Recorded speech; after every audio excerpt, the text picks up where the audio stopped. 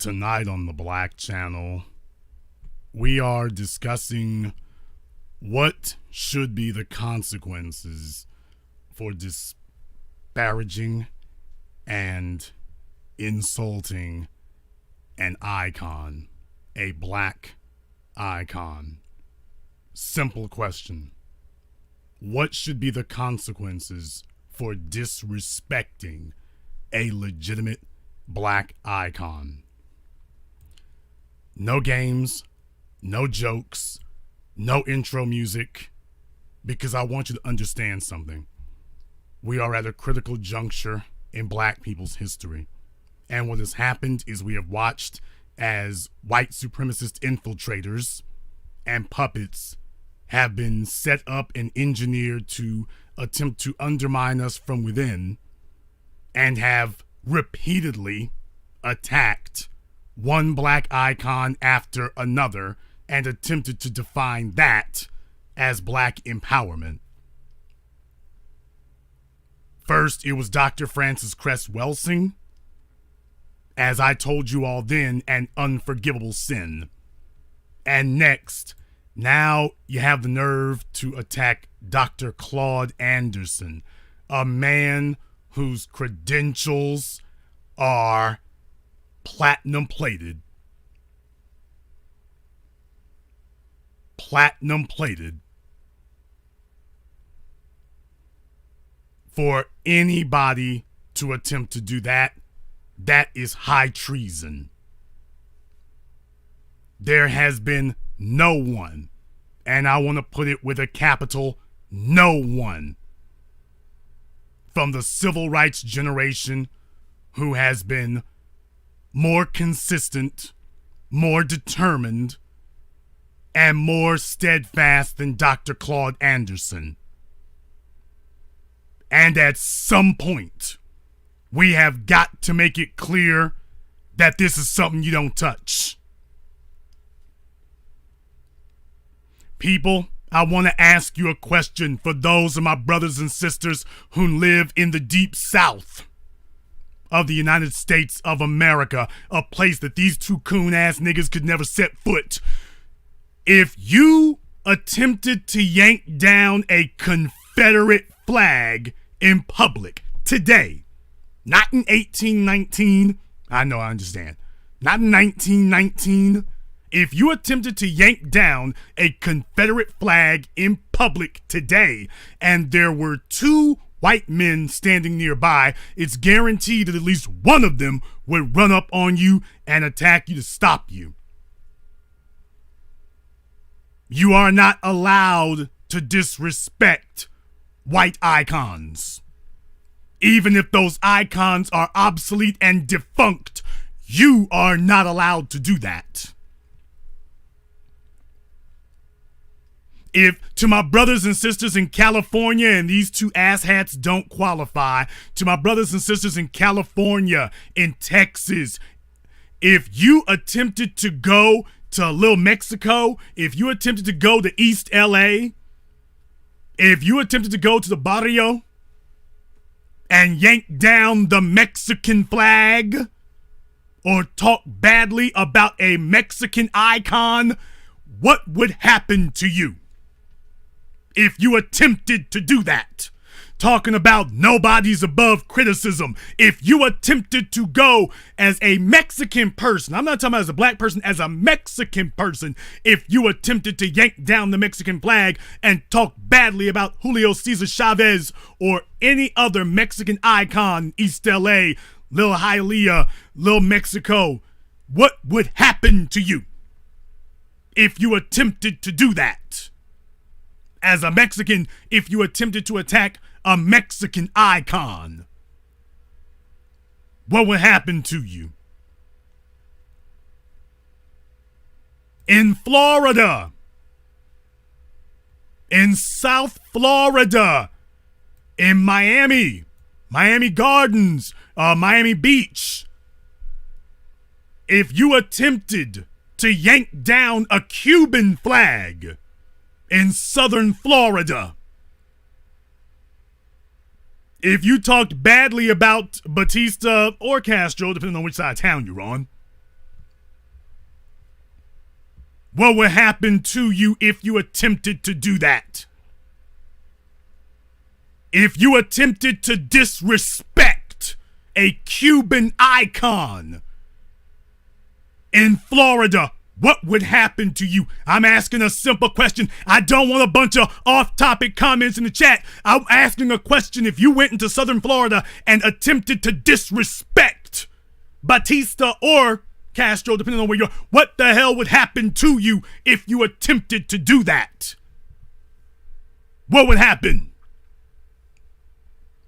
What would happen to you if you tried that?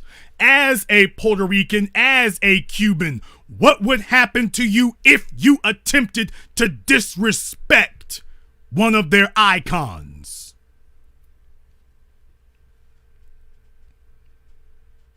So when I am standing here amongst black people and I see a black icon, a legitimate icon who has given his life to this, one of the very, very, very last ones that we have that was even around during the era of Dr. John Henrik Clarke and Chancellor Williams. And then I see some jackasses on the internet talking about no one is above criticism. This man is above it. Certainly by the likes of these two unqualified, butt-kissing, no-good, scum-sucking pieces of filth. How the hell are you going to tell me that these two unaccomplished, illiterate, economically destitute barbarians have the standing to criticize someone of the esteem of Dr. Claud Anderson? What the hell is your definition of qualified? You don't have one. But a bunch of you, like these two, by the way, have watched your mama get set out. Oh, did I say that? I said that. You watch your mama get set out from an early age. So you don't have a definition of respect, particularly where black men are concerned. Is this thing on, particularly where black men are concerned? Your unresolved daddy issues done got your ass in a crack. Let's just tell it like it is. So when I see somebody attempting to disparage the name of a Dr. John Henrik Clarke, or a Chancellor Williams, or a Malcolm X, or a Dr. Claud Anderson, men who gave their whole life to the game, that's just not going to be tolerated. Not at all. Not at all. I have spent decades following the work of Dr. Claud Anderson. Dr. Claud Anderson is not an elder. Dr. Claud Anderson is a legend. Dr. Claud Anderson is a legitimate legend. I didn't need CNN and no damn body else to christen him that. He is not an elder. He is a legitimate icon. He is a legend walking. And I will be fortunate beyond words if when they put me in the ground, I have 1/3 of the esteem amongst my people that this man has earned. Not a blemish to his name. Not a blemish on it. He gave his life to this when he could have been butt kissing like Dr. Michael Eric Dyson, and he could have been low-key ass kissing like Professor William Darity. And he could have been out here like Thomas Sowell and the rest of them. He could have sold his soul. Dr. Frances Cress Welsing said that. She said, I could have made a lot more money if I had written the types of books that my academic contemporaries, my black academic contemporaries were writing. I could have made a lot more money if I did that. You see, the ISIS papers didn't sell nearly as much as some of these white ass kissers books. Henry Skip Gates, You see, if Dr. Claud Anderson or Dr. Francis Cress Welsing or Dr. John Henry Clark had done some of that, they could have made a lot more damn money. But they dedicated their lives to the people. So let's just be clear about that. About what it is that qualifies you to speak. There isn't a person walking who has the credentials or the standing or the authority to criticize Dr. Claud Anderson's credentials in this area. Not a person walking. So when I find some mushmouth ADHD back of the classroom licking the doorknobs nigga sitting up here trying to talk bad, I understand you're clout chasing. You wish you had the clout. You wish you had the esteem that this man has. You're jealous as hell because Dr. Claud Anderson was invited on the Breakfast Club and you've been begging to get on ever since. You've been begging to get on forever. Mr. Attorney who doesn't know the law.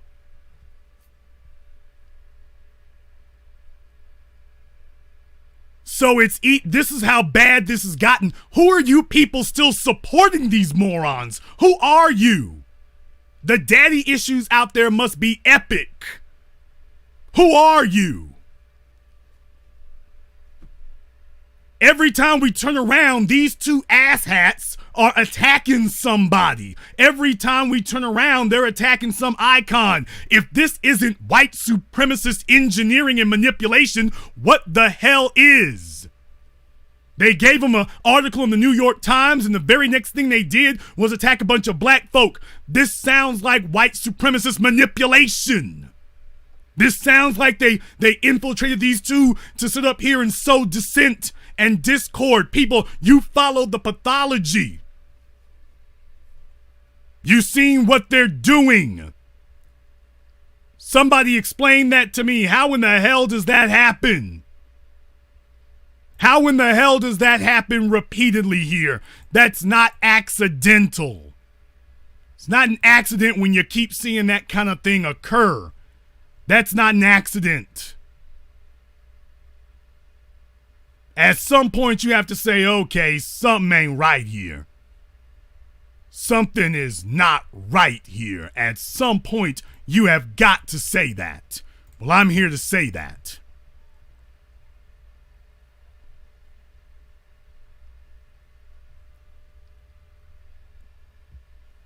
I told you all about ego. We're the people who were telling me a month ago that we were wrong in what we were saying. You're still defending this? So you're gonna give this a pass? If you're that far stupid and that far gone that you are so pathetic that these are the kinds of individuals that you are going to follow in the stead, into the exception of a legitimate icon like Dr. Claud Anderson, unfollow me, unsubscribe, get the hell out of here. You don't belong here. Period. You don't belong here.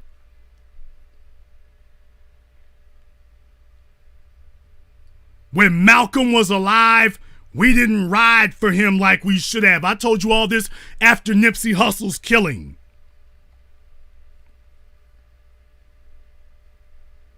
After Malcolm was killed, they never should have been in that position because we should have rode for him. And that's a problem that we have. When we have our icons, we don't protect them. We allow no-name little fruit booty niggas to sit up here and talk trash about our icons when niggas sitting around talking about, well, everybody got an opinion. Whoa, whoa, whoa, whoa, whoa. You don't have an opinion to disrespect this man like that. You don't have an opinion. There ain't a person walking who has an opinion to be able to do that. This man has decades in the game. Who in the hell are you gonna sit up here and what qualifies you to say anything about this man? Ever.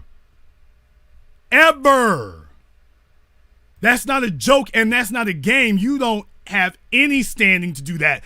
I've got 100 times the credentials of these two cornflakes And you've never seen me say anything even remotely close to that.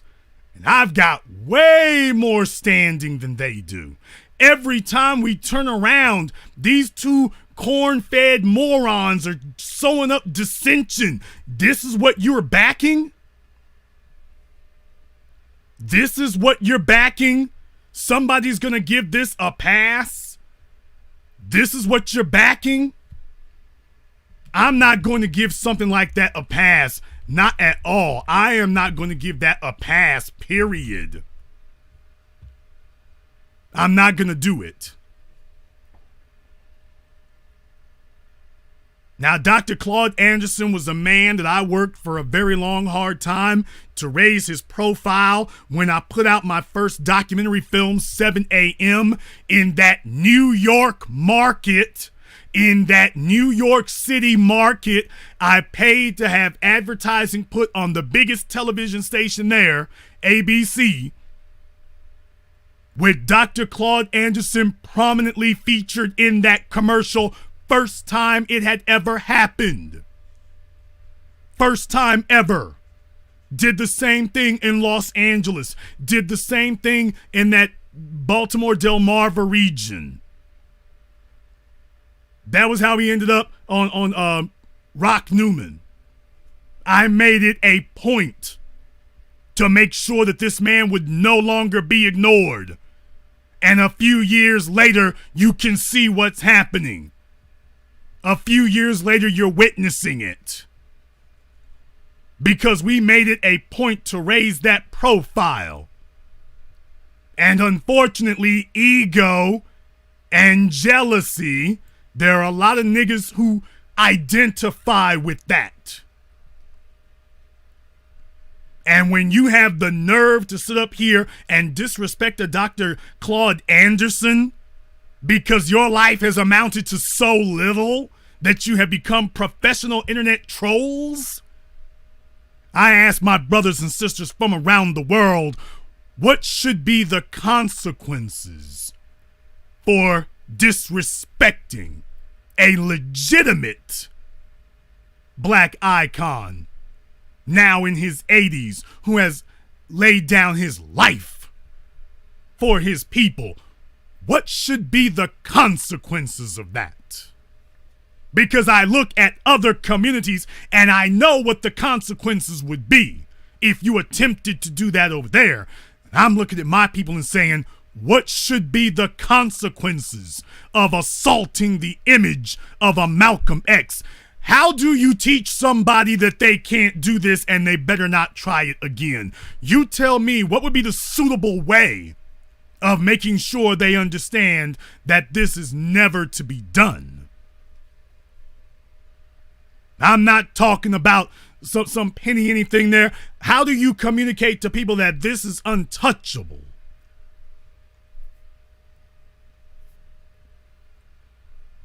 At a critical juncture, when we're on the same page, at long last, you have the man himself being able to sit there and explain what he means. And then immediately you have these two white supremacist puppets of the Democratic Party attempting to attack him.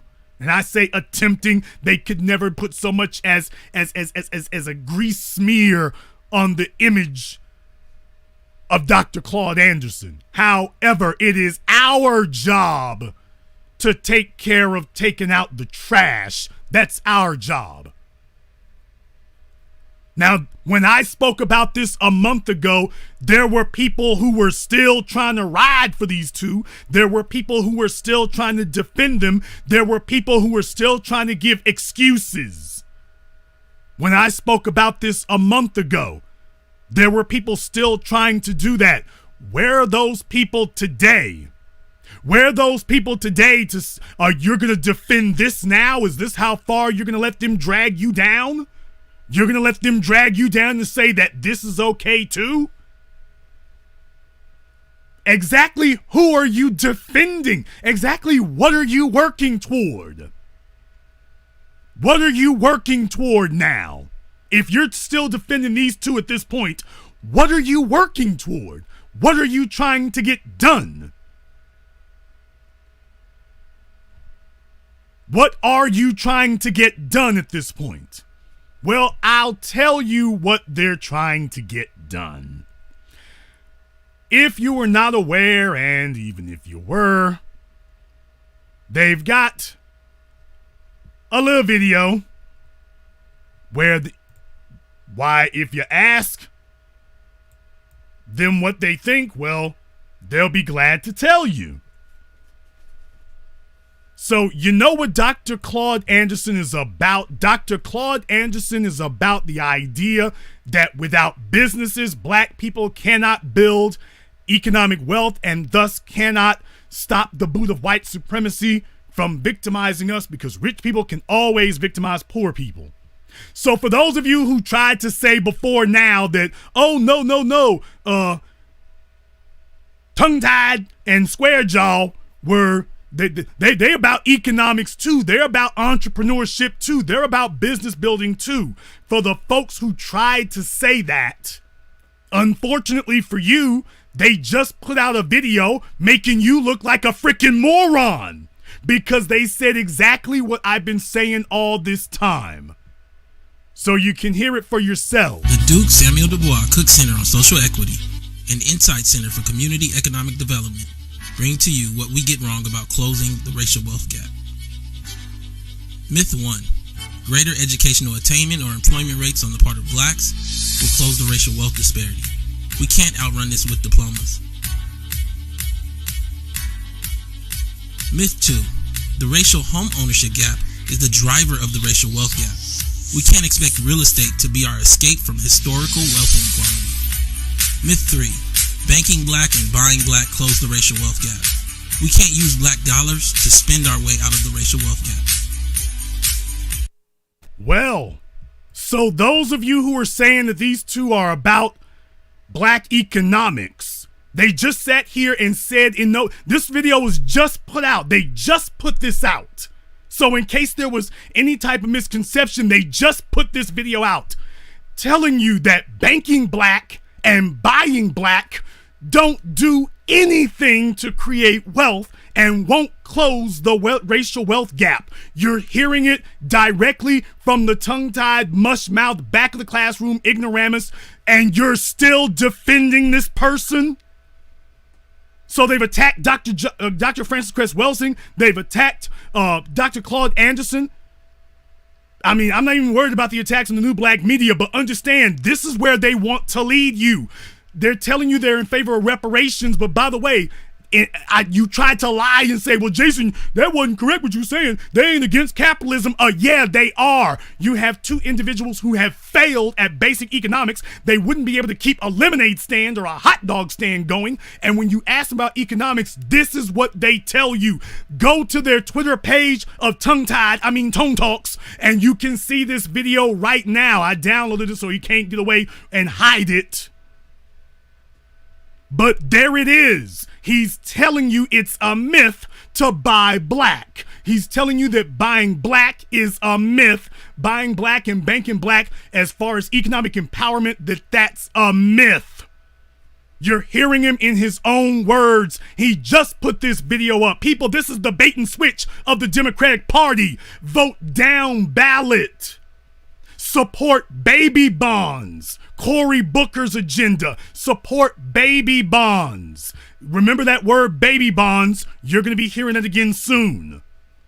2 socioeconomic failures telling all of us that buying black isn't going to empower you. They're saying it right here. What more do you need to see? How hard-headed are you? Do you really have your face this far up these two's asses that you're just going to disregard this? So I'm showing it to you, and you're going to be like the old black church folks with the pastor in the Rolls Royce while you getting on the bus, if you can afford a bus pass, and you're just going to ignore this too. So many of you are reliving the mistakes of your parents and grandparents and great-great-grandparents, and you are worthless to us, and you need to go. I don't want you here. You need to leave. Unsubscribe, unfollow, get the hell out. You're dead weight. There's nothing you can do for us except hold us down. This is them in their own words. Nobody is feeding it to them. This is them in their own words saying it. This is them. To spend our way out of the racial wealth gap. Banking black and buying black close the racial wealth gap. We can't use black dollars to spend our way out of the racial wealth gap. Myth 4. Black people saving more will close the racial wealth gap. Myth 5. Greater rates of financial literacy will close the racial wealth gap. Myth 6. Entrepreneurship will close the racial wealth gap. Myth 7. Now, did you notice what he just did there? Let me close this up a little bit here. Might create a problem. Did you notice what they did there? Just sat there and told you that, by the way, entrepreneurship won't close the racial wealth gap. In case you were under the impression that it might or it would, by the way, entrepreneurship is not going to close the racial wealth gap. Not my words, theirs. Try again. Greater rates of financial literacy will close the racial wealth gap. Myth 6. Entrepreneurship will close the racial wealth gap. Myth 7. Emulating so-called success. So he tells you that financial literacy won't help you close the racial wealth gap. People, how do you close a wealth gap except for being financially literate? This is an ignoramus who has no idea of the concept of what wealth is.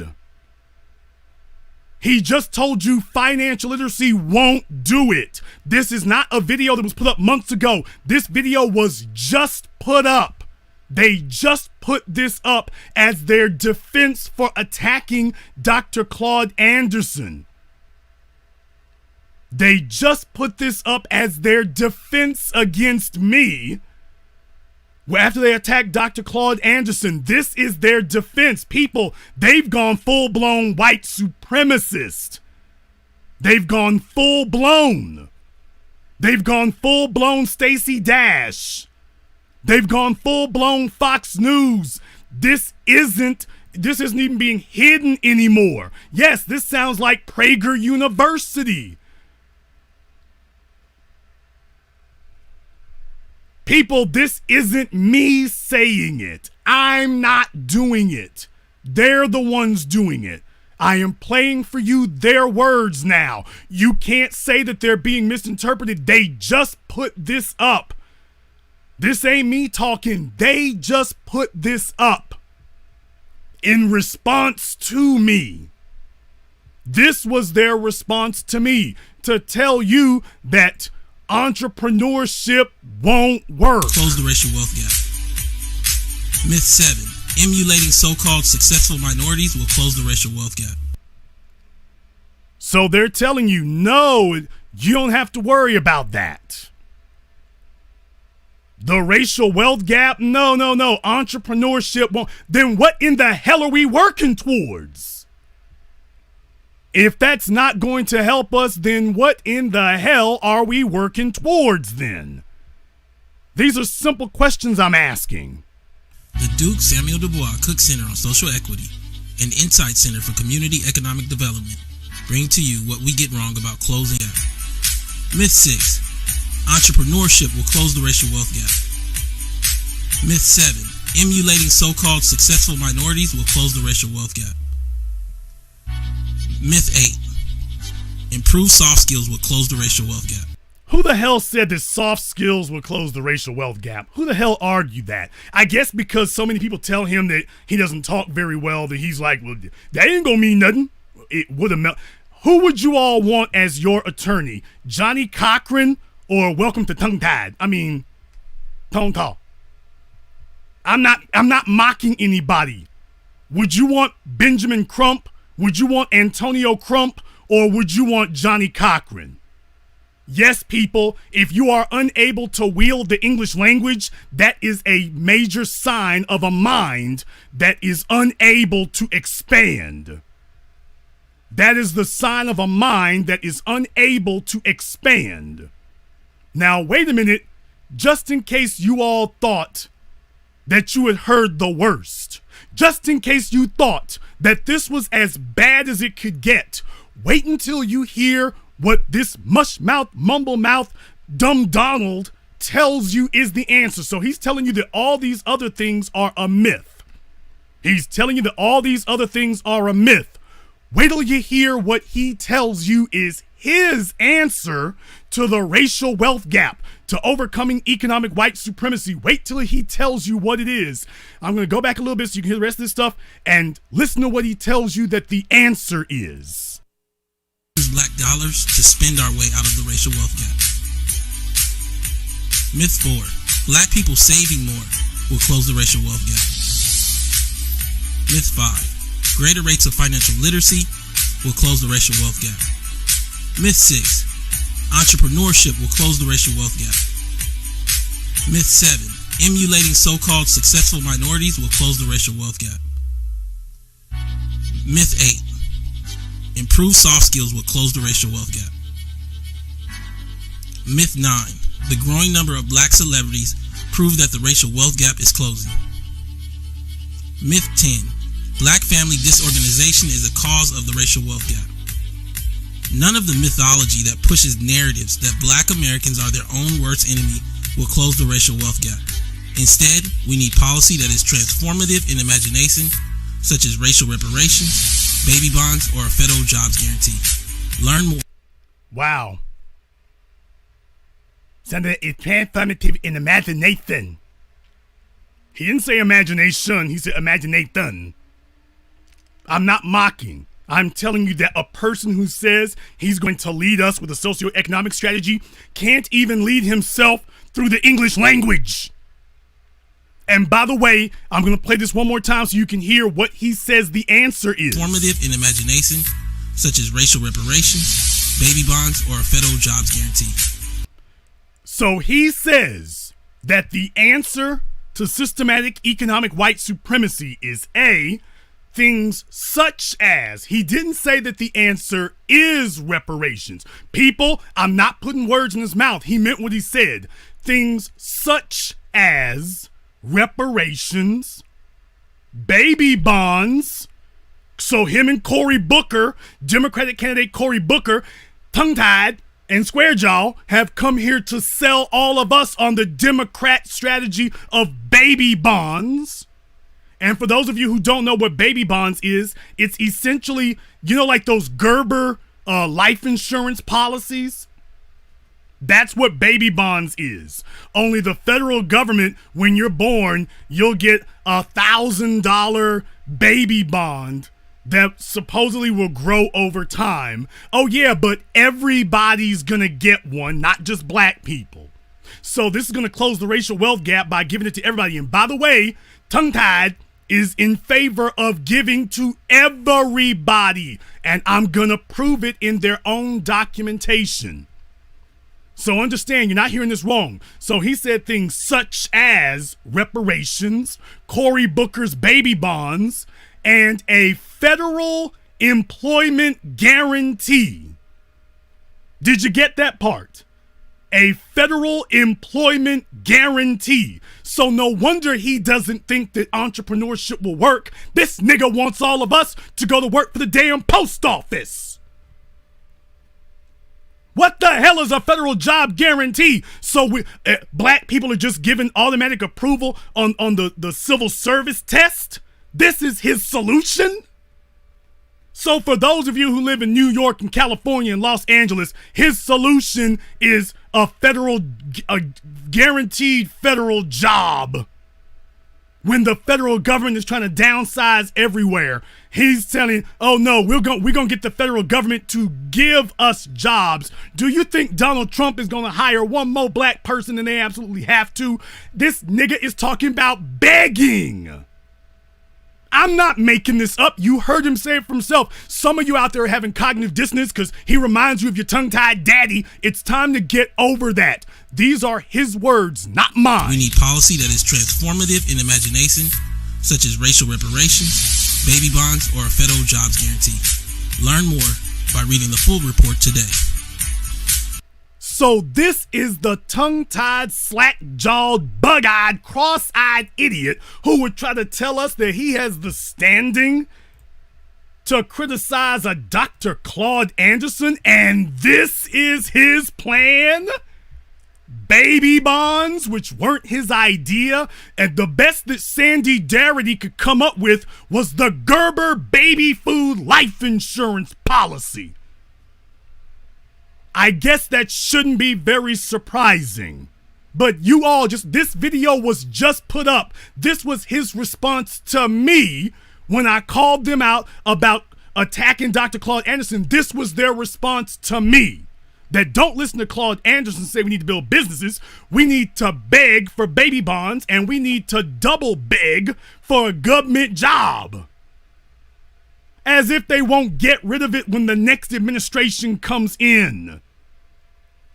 He doesn't know how many jobs have created wealth, people. He said that this was a strategy for closing the wealth gap. So his strategy for closing the wealth gap is to get you a job. People, do you see that sleight of hand with the language? Can someone please tell me a job in the federal government that creates wealth? I'm listening. No, some of the tongue-tied capers and supporters post in the chat room. He said a government job guarantee. Tell me a government job that creates wealth. I'm listening. You ought to be able to tell me.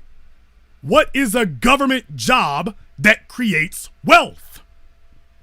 No, if you're still going to cape for tongue-tied and you're going to denigrate the image of Dr. Claud Anderson in favor of this jackass, tell me, he says we need a federal government job guarantee. Did you all know that this is what ADOS was selling you? Then you all asked me why it was I didn't mention them. And I never mentioned them. You want to know why? Did you all, for those of you who are caping for ADOS, is this what you thought you were buying? A government job closes the wealth gap. Is that what you think is going to close the wealth gap? Tell me what the government job is that will do it. If you're still going to try to defend these guys, well, Jason, my mama was a hoe and my daddy was a deadbeat, but I want to tell you about my economic expertise. And in my opinions, I believe with my imagination that I checked my imagination, and my imagination told me that, a government job that'll close that wealth gap, a government job. Because my mama and my daddy didn't have no job. How many idiots are listening right now and you really believe that a government job is gonna close the wealth gap? People, I'm not making this up. Let me go ahead and show you one more time here. I'm not making this up. At the beginning here, you can see what it tells you. What we get wrong about closing the racial wealth gap. Well, how do we close the racial wealth gap? The way in which you close, what do we get wrong about closing the racial wealth gap? What do? We'll close the racial wealth gap. Instead, we need policy that is transformative in imagination, such as racial reparations, baby bonds, or a federal jobs guarantee. There you go. That's not me making it up. That's not me, Jason. You mocking him. That's not me mocking him. I'm playing his own words. He's trying to sell us all on the 2020 Democratic ticket. People, he's trying to sell us on his imagination and the 2020 Democratic ticket. We can't pretend we don't see this anymore. And yes, Black Empress, he said reparations or. All this time, he's been telling people it's reparations or bust. Now he's telling you it's things like reparations or baby bonds or a federal government job guarantee. And the government job that produces wealth is what exactly? So a Gerber baby bond is gonna make us all rich, even though they're gonna give white folk the same thing. Now, at the end of this video, oh yes, brothers and sisters, I got the barbecue up and going. I'm roasting coons tonight. Now, if you take a look here, he tells you you can read more about it. It's a good thing we have to read because he's not such capable. As racial reparations, baby bonds, or a federal jobs guarantee. Learn more by reading the full report today. Okay, unfortunately for this ignoramus, I read the full report because just like HR 40, this guy can't make it through the English language. Therefore, it falls to someone like me to do it instead. I read the report all right, and let me tell you right now, before you even get into it, It's embarrassing. First of all, there's a white hand up there on the screen, so that should tell you the first thing you got wrong about closing the racial wealth gap. But it gets worse. Now, what I want to do is show you here, these are the authors of the report. You have your 6 academics, supposedly, and 5 academics, and then you got this guy over here in the right-hand corner. So, needless to say, these are the people who are in charge of presenting this report. Now, there's a lot that they get wrong. Well, first of all, if you take a look at the people who wrote this report, first thing you notice is, well, it wasn't just Tongue-Tied and Darity, it was some other people. And I want to introduce you to these 2 guys at the top here. Mr. Alan A. Aja and Mark V. Paul. Mr. Aja is an associate professor in the Department of Puerto Rican and Latino Studies. Is this me being rude? Is this me? This is the report he told you to go read. These are the people, the academics. Remember when he said, I want to hear from an academic about what to do for black wealth and reparations. These are the academics that he was working with. Mr. Aja, who's an associate professor of Puerto Rican and Latino Studies. And yes, several times in this report, they talk about black and Latino. Oh yes, but did you notice the sleight of hand that Tongue-Tied attempted to pull off here, folks? Because if you weren't looking at it, you didn't notice, it says what we get wrong about closing the racial wealth gap. People, this is a Democratic plant. He's a Democratic puppet attempting to smuggle in the Democratic agenda. We didn't ask about a racial wealth gap. This is the new word for minority, people. This is the new word for minority, and your tongue-tied adunts individuals are trying to sell us on this. So racial is the new word for minority. It doesn't say closing the black wealth gap. It says the racial wealth gap. And then when you read the report, they keep talking about blacks and Latinos, black and brown, Latinos and blacks. That's what's in this report. And I'll show it to you. It's not me making it up. This is the guy, Dr. Claud Anderson told us to never use the words minority, people of color, or anything like that again. No wonder this tongue-tied buffoon has a problem with Dr. Claud Anderson, because Dr. Claud Anderson is not here trying to sell us on that. No wonder he has a problem with Dr. Claud Anderson. Dr. Claud Anderson said, don't talk like that. I kind of wonder if tongue-tied and square jaws, hook jaws, white masters told them, you niggas better get out there and change this vocabulary. People, I'm not doing this. I'm not doing this. I'm playing for you what they said. I'm showing you the report. This ain't, so everything I've done for you so far and showed you ain't enough? This isn't enough? He posted this video today and said, go check out our report. I checked out the report. This is what he put up in response to me. They didn't get corrupted. They've been on the team the whole time. You all asked me from the beginning why it was that I didn't mention ADOS. I didn't mention it because it was so obvious that they were a front group. I saw this crap a year ago coming. That's the reason I didn't mention them and didn't give them any airtime. Go check my Twitter. I never mentioned ADOS. People kept asking me. I never mentioned it. I always said descendants of American slaves. I made a conscious effort to distance myself from them. This is a year ago I started doing that. So let's go ahead and take a look further into this. Back to the authors again. So Mr. Aja is an associate professor in the Department of Puerto Rican and Latino Studies. And his recent publications include the book Miami's Forgotten Cubans, Race, Racialization, and the Local Afro-Cuban Experience. So even Afro-Cuban is the last damn thing that comes up. How about Mr. Mark V. Paul? Mark V. Paul is a postdoctoral associate at the Samuel Du Bois Cook Center on Social Equity at Duke University.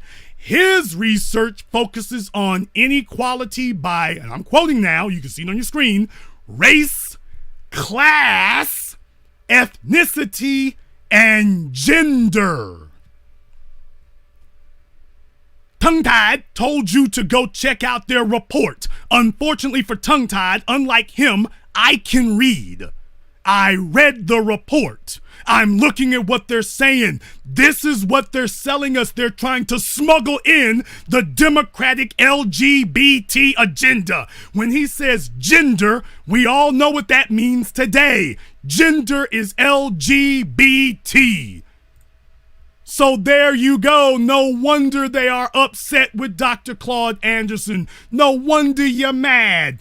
No wonder you stankin' mad. No wonder. This explains so much when you think about it. This explains so much. Man.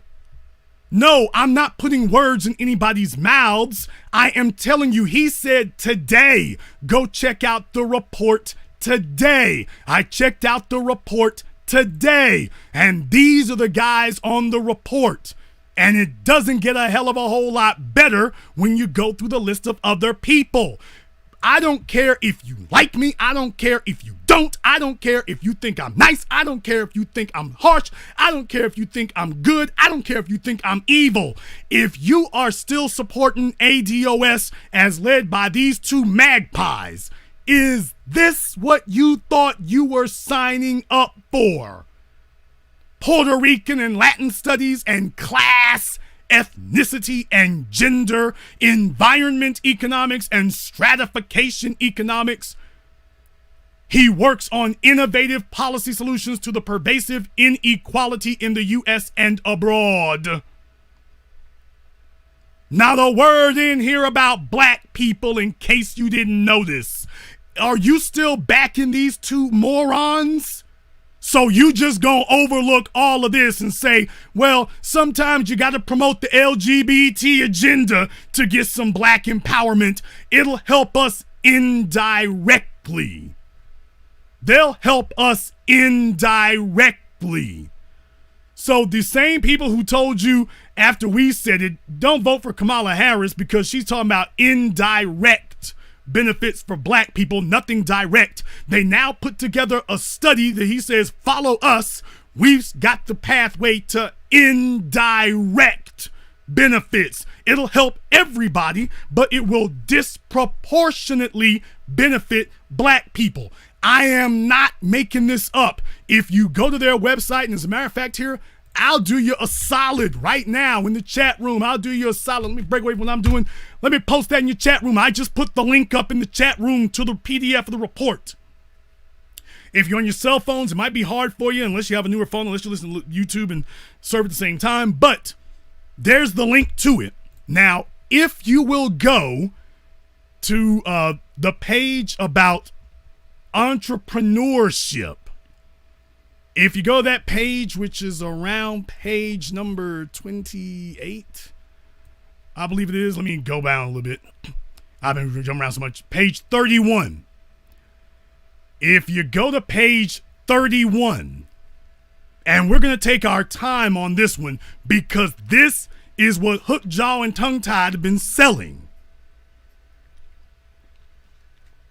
Now, if you all are going to sit here and tell me we need to work together on this, people, you're going to tell me we need to work together on this, you can go to hell.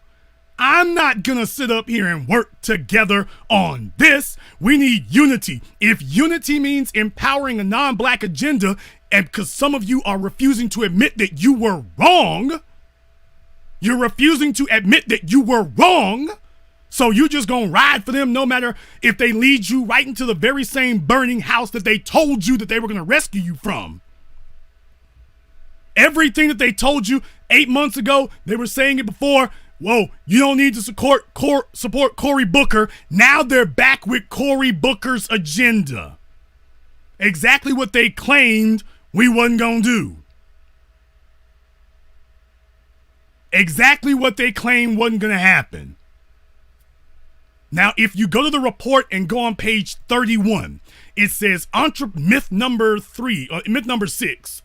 Entrepreneurship has long been praised as a route to eliminate racial wealth inequality.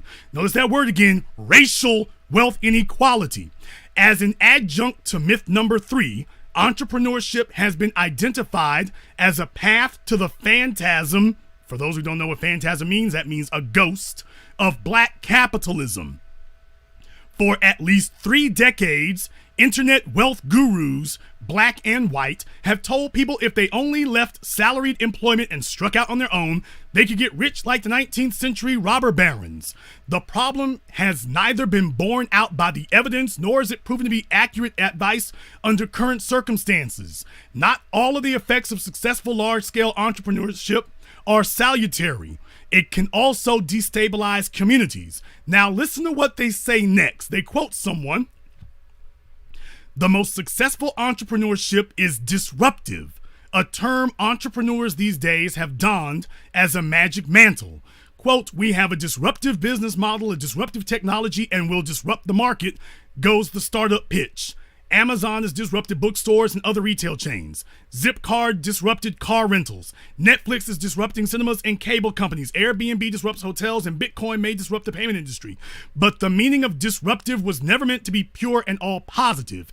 Its synonyms include troublemaking, disorderly, disturbing, unsettling, and upsetting. Eisenberg 2014. Now, first of all, that's inaccurate. Disruption is simply describing an effect, but somebody wants it to be positive. But to sit up here and say, well, not all disruption is good. This is how desperate they are. That's like saying all money ain't good. Then why are we fighting white supremacy keeping us impoverished if all money ain't good? They go on to say, not only does successful large-scale entrepreneurship have a disrupting effect on existing businesses, that's what disruption is supposed to do, folks, it can accentuate the wealth divide between rich and poor. It often creates some of the worst social outcomes by grossly exacerbating rather than closing the racial wealth gap. Notice they didn't say black, they go back to racial again. They quote this Eisenberg again: "The problem is entrepreneurship, when successful, always leads to local income inequality." Not true, at least in the short and medium run. And ironically, the more successful the entrepreneurship, the more extreme the inequality. But on the negatives, this all sounds like Marxism too, by the way. So for the folks who said I was wrong to say that these two twin morons were against capitalism, this report is rewording Marx. These guys are against capitalism. So exactly what are they trying to sell us? People, he said today, go listen and read the report. I'm reading to you from the report. This is socialism. This is communism. This is not capitalism. How the hell does this work for people? He's telling us that businesses won't help us, that businesses are a bad thing. Now, for his buddy Byron Allen, is this thing on?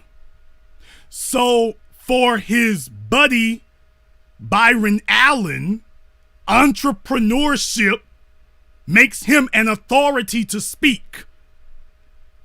For Byron Allen, you know, who got you on a leash, his entrepreneurship makes him an authority to speak. You're not criticizing him and saying that entrepreneurship isn't the answer. You said he needs to be there at the conference to talk about reparations. Okay, so when it's your buddy, capitalism is good. But when we look at you and say, okay, teach us about capitalism. Oh, no. Capitalism is bad. For Byron Allen now, he's good, but capitalism is bad now. Now that we're looking at you for guidance. I'm not making this up. I'm not. This guy goes on to say, but on the negative side, the newly wealthy can now afford to bypass, for example, the local public school system or healthcare services if they don't think they're good enough, draining public institutions' vital resources. The wealth can also dramatically drive up the proximal cost of living. Properties will get reassessed, driving up taxes when neighbors pay millions for the house next door. The cost of some local services may also increase sharply, from cars to high-end restaurants to babysitting. So they're telling us that we all need to stay poor so that we can keep our property values low. Meanwhile, in Chinatown in New York City, Chinatown is directly next to the most expensive real estate on the planet. Chinatown in New York City, dominated by Asians. The whites got the financial district, and the Asians have got the property directly next to it. The most expensive real estate on earth is owned by white folk, and the Asians are right next to it. With these ignorant academics and their mush-mouth flunkies telling you that that don't work. It's working like gangbusters for the Asians. It's working like gangbusters for the Italians. It's working like gangbusters for the Jews, for the Germans, for the Slavs, for the Russians. But for us, all of a sudden, it ain't gonna work. It sounds like he's a financial failure who cannot teach you how to be an entrepreneur. So he's telling you nobody needs to be an entrepreneur. You all need to figure out how to get a government job. He thought there was gonna be brothers and sisters from around the world. We got 40 million black people in this country. There are 40 million black people in this country. And for those of you who think there are more black folk than that, fine. Let's just say 50 or 60 million black people. Let's go with your science fiction number. The federal government has the means to employ 30 million black people, according to tongue-tied. The federal government, we need to all get a government job. For those of you who just joined us, let me go ahead and play that again since you're late getting here. You miss a hell of a whole lot when you're late getting here. According to them, we need to figure out how to get a government job. Don't believe me? He says everything else about entrepreneurship and making wealth is a myth. We need to be given something. Listen to what he says. We need to be given. Is the cause of the racial wealth gap. Americans are their own worst enemy. Will close the racial wealth gap. Instead, we need policy that is transformative in imagination, such as racial reparations, baby bonds, or a federal jobs guarantee. So there you go. Tongue-tied just told you that the answer is reparations or baby bonds or a federal job guarantee.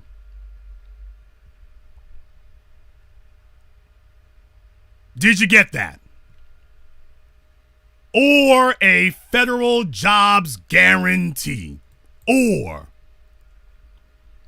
there are 40 million black people in America. Are there 20 million federal government jobs?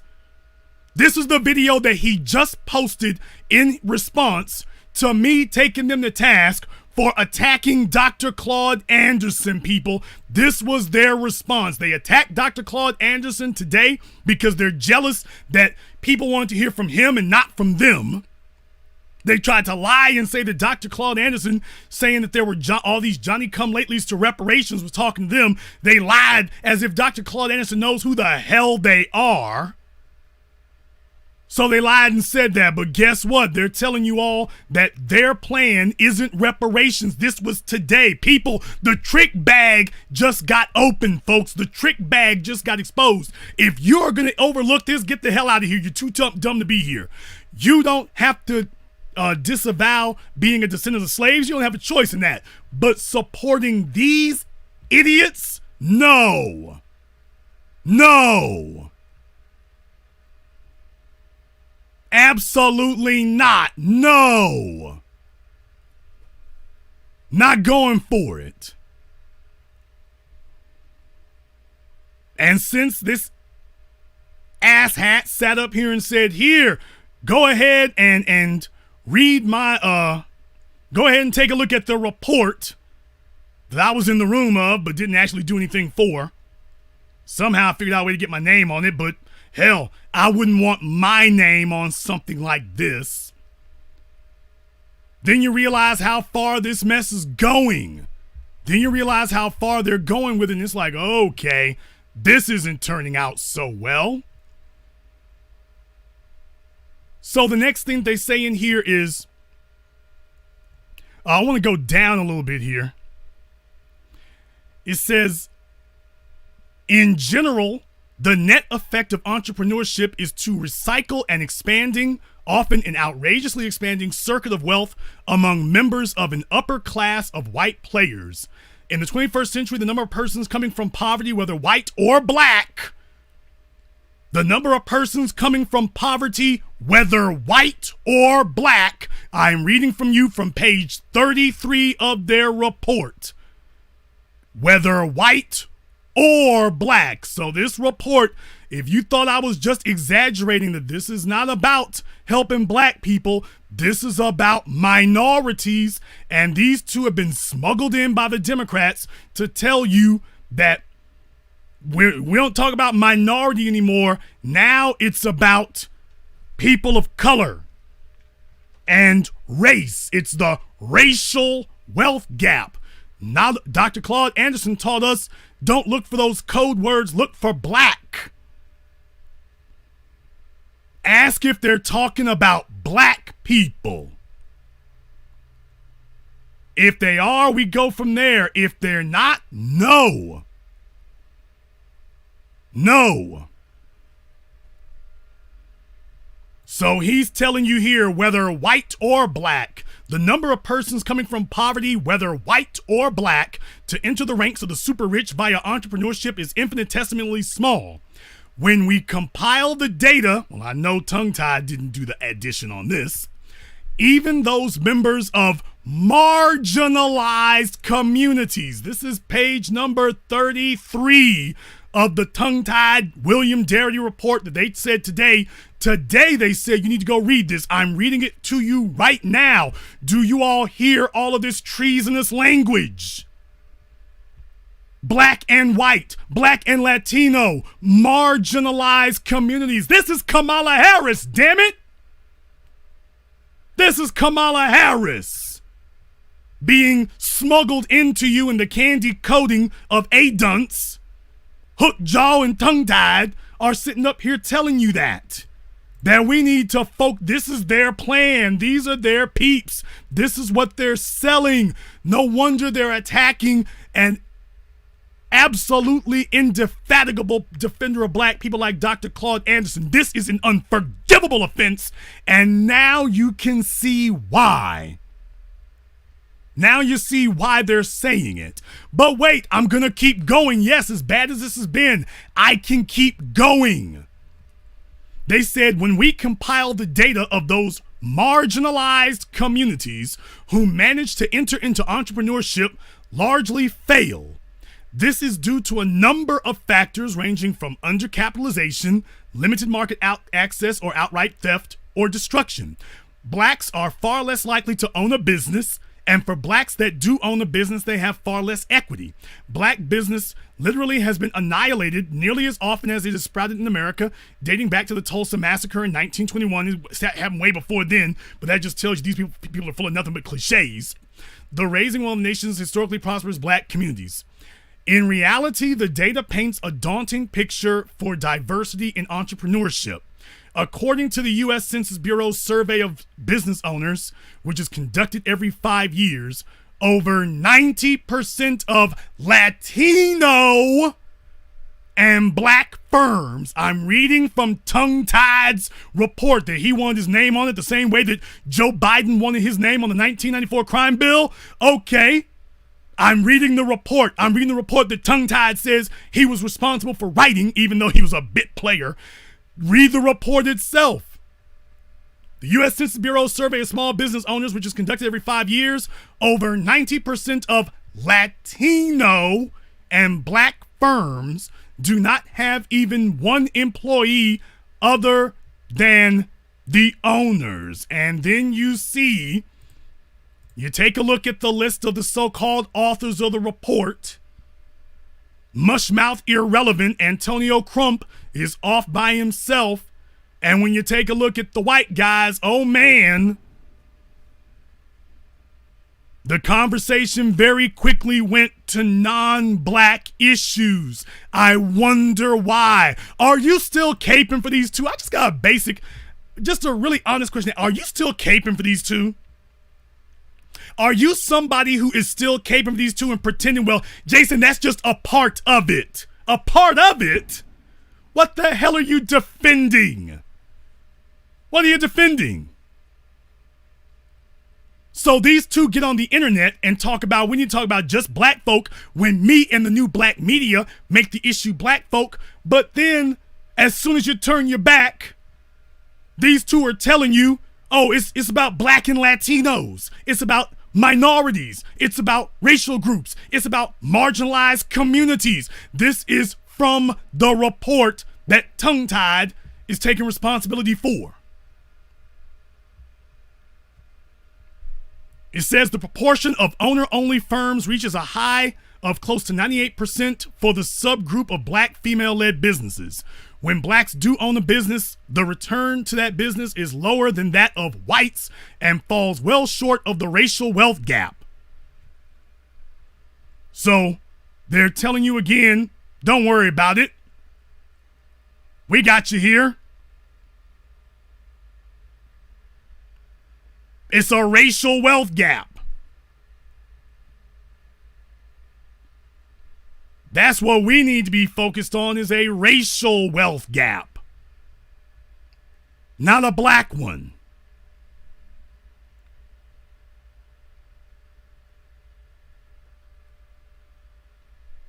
You're still caping for this? That's the question I'm asking right now. I'm not setting this up. I'm not setting this up. They go on page 34. It says Austin 2016 went further, adding, if the number of people of color firms.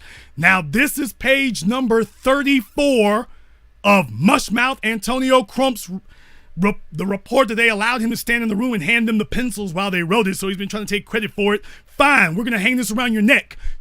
Page 34, I'm going to repost the link to that report again. This is the report that he wants to take responsibility for writing. Page number 34. If the number of people of color firms were proportional to their distribution in the labor force, people of color would own 1.1 million more businesses with employees. These firms would add about 9 million jobs and about $300 billion in workers' income to the U.S. economy. Well, no information on black folk there, but this is Tongue-Tied's report. People, are you still falling for this? Are you still caping? He's broken his arm, patting himself on the back like the Hunchback of Notre Dame, taking credit for this report. I'm reading from the report. He dared me to read from it. I'm reading it. Did you all, when you were supporting ADOS, is this what you thought you were supporting? I've gone down the list. People of color, races, ethnicities, minorities, marginalized people, poor people. I've gone down the list of it. Did you think that this was what you were signing off on? He posted this today. He posted this video saying, check out my report today. Well, I checked it out today.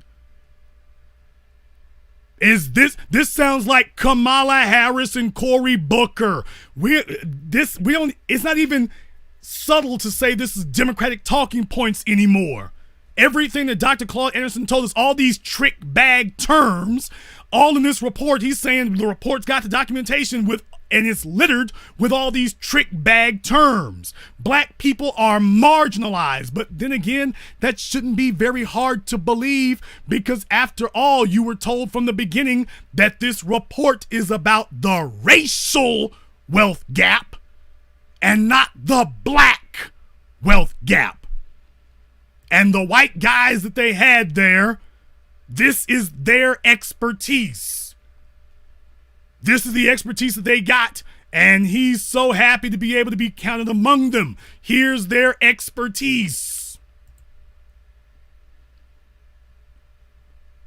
People, if you're still caping for them at this point, you're guilty of felony stupidity. Now listen to what it says going on. I'm going to keep going now. Oh yes, you're getting upset because I'm going to keep going because he said read this. I'm reading it. Number 34. The myth about entrepreneurship will close the black wealth gap. People, it says, yet, even if blacks had the same business ownership rate as whites, the question of the scale and profitability of the business would still be an issue. How can you say that? None of you who wrote this report, none of you are entrepreneurs. All of you are academics. You're struggling academics. All of you have failed to be able to generate any type of reasonable or above average income. So a bunch of people who are struggling are trying to tell you all about how you can't build wealth. Although the report talks about closing the racial wealth gap, and the only thing they said is, well, maybe we can get the federal government to give guaranteed jobs. People, name for me a single government job or a single job anywhere that creates wealth. You might get lucky and be a stock trader, but that's going to be it. Name for me a job that creates wealth. Simple question. That's their suggestion to us, is that we need to get the federal government to give us jobs. This doesn't sound like this nigga don't know what wealth is. Now it goes on to say, if we narrowed the black-white difference in business ownership, it would not necessarily result in the reduction of black-white difference in the value of businesses. Brothers and sisters, if giving black people more businesses wouldn't result in more black wealth, then why is white supremacy bombed us, shot us, killed us, lynched us, terrorized us at every single turn in history to prevent us from doing it? If black entrepreneurship is not the answer, why is it their very report tells you, oh, by the way, they have targeted black businesses at every turn? If black business isn't the answer, why does white supremacy keep attacking it? This report makes absolutely no sense, but then again, to a tongue-tied ignoramus, I imagine this makes perfect sense. People, at some point, you're now arguing against yourself. This report is arguing against itself now. It just said that the reason black folk couldn't build business, why the Tulsa white supremacist racial uprising, the bombing of the Black Wall Street, and then turns around and says, and even if you could do it, it wouldn't really matter. Well, if it didn't really matter, then why didn't the white folk just let us keep them? People, if black businesses wasn't going to change anything, then why didn't white society let us keep them? Why are they trying to stop the turkey leg hut in Houston and Sylvia's and Sweetie? Why are they trying to stop us everywhere we go if that's not the answer? If entrepreneurship is not the answer, why are they dedicated to stopping us? Why did they undermine Irv Gotti's attempt to put together a Jay Prince and Suge Knight in the music distribution? Why?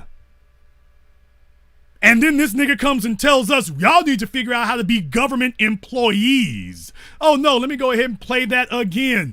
We need to figure out how to get a federal government job guarantee. Formative in imagination, such as racial reparations, baby bonds, or a federal jobs guarantee. Yeah. Instead, we need policy that is transformative in imagination, such as racial reparations, baby bonds, or a federal jobs guarantee. So that's his solution. We don't need businesses. We need a federal jobs guarantee.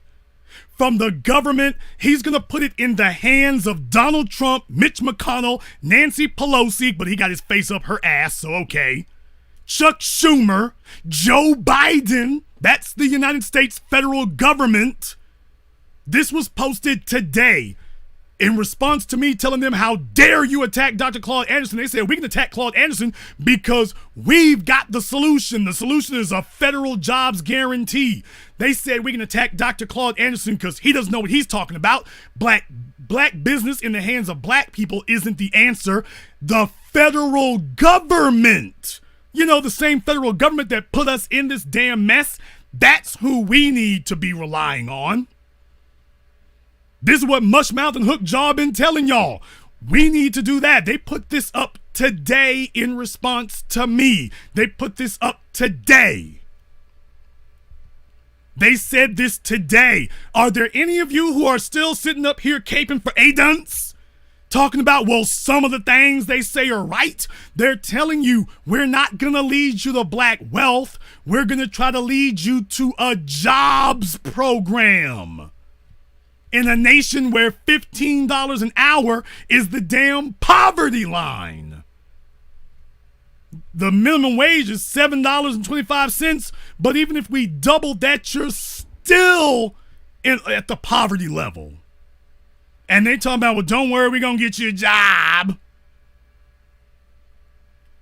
So I'm wrong for exposing this now? You going to tell me that somebody telling you that the federal government's going to employ 25 million black people, that's out of bounds? That's better strategy than building our own businesses? So he's telling you right now, people, does it all make sense to you now how it all connects? Does it make sense to you how it all connects now? That all of this vote Democrat down ballot. No, we don't need our own businesses. Y'all need to stop talking about getting your own businesses. We need to invest in the structure. People, does it all make sense now? Does it make sense? When you read the report and see what their thoughts really are, does it make sense to you now? DACA and LGBT, back Byron Allen, who hasn't said a word about ADOS. If Byron Allen is somebody we're supposed to support, why isn't your best buddy, Byron Allen, why isn't he talking about ADOS? Am I wrong for pointing that out? You think you're going to criticize Dr. Claud Anderson? If Byron Allen was a stand-up dude, why isn't Byron the billionaire? He's not really a billionaire either, people. Stop saying he's a billionaire. The Weather Channel was purchased for $300 million. How the hell does that make you a billionaire? When does $300 million equal a billion? Get the hell out of here. In any case, tongue-tied can't count. I know, breaking news. Byron the billionaire Allen isn't saying a word about ADOS, but we're going to go cape for him? What the hell kind of rent-a-mob mentality is that? Now, on page 34 of this report that Tongue-Tied told us to read today, because this was his credentials to criticize and insult Dr. Claud Anderson, it says, whites, for example, are more likely than any other racial or ethnic group to be business owners. 12% of whites are entrepreneurs compared to 11% of Asians, 8% of Latinos, and 6% of blacks. For the 8 and 6% of Latinos and blacks, this report they put together keeps referencing Latinos and blacks, people. For the 8 and 6% of Latinos and blacks that respectively engage in business ownership, the median net worth of black, $91,500, and Hispanic, $81,391 business owners in each of over 10 times higher than the median net worth, inclusive of home equity, of black and Hispanics generally. $91,500 versus $7,113 and $81,391 versus $8,113 respectively. While entrepreneurship clearly provides increased wealth outcomes to people of color, how many times have we quoted people of color? A tremendous wealth gap remains. The median net worth of black and Latino households is still less than a third of the median overall net worth of white business owners. So once again, we come back to those words. Once again, they keep talking about blacks and Latinos. Once again, they keep talking about everything except our issues. It's not accidental. It's not an accident that keeps happening. Now, here's the damning part. And as a matter of fact, I am going to put this together right now. I'm going to make a screenshot of this right now, because I want to show you all. I was in such a hurry to get on tonight. I didn't show this to you here. But I'm going to do this now.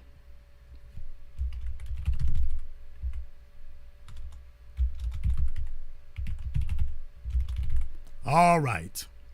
I want you to go now, if you're reading on the report, turn with me on the report to page 4. I want you to go to page 4 of Tone Talk's report on racial, what's wrong with the racial wealth gap. I want you to take a look at this page for yourselves.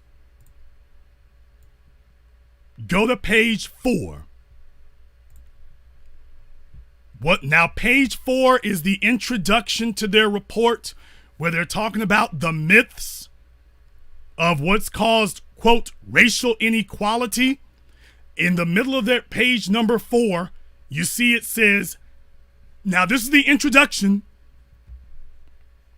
Our report indicates that closing the racial wealth gap requires an accurate assessment of the causes of the disparity and imaginative action to produce systemic reform and lasting change. Now listen to this. Addressing racial wealth inequality will require a major redistributive effort or another major public policy intervention to build Black American wealth. This that Kamala Harris language, this could take the form of a direct race-specific initiative like a dramatic reparations program tied to compensation for the legacies of slavery and Jim Crow, and or an initiative that addresses the perniciousness of wealth inequality for the entire American population, which could disproportionately benefit Black Americans due to their exceptionally low wealth levels of wealth. If you're still supporting Tone and Yvette tonight, you're a worldwide universal dumbass. Get the hell out of here. If you're still supporting them tonight, everything that they told you that they were criticizing Kamala Harris for, he just put out a report telling the exact same damn thing.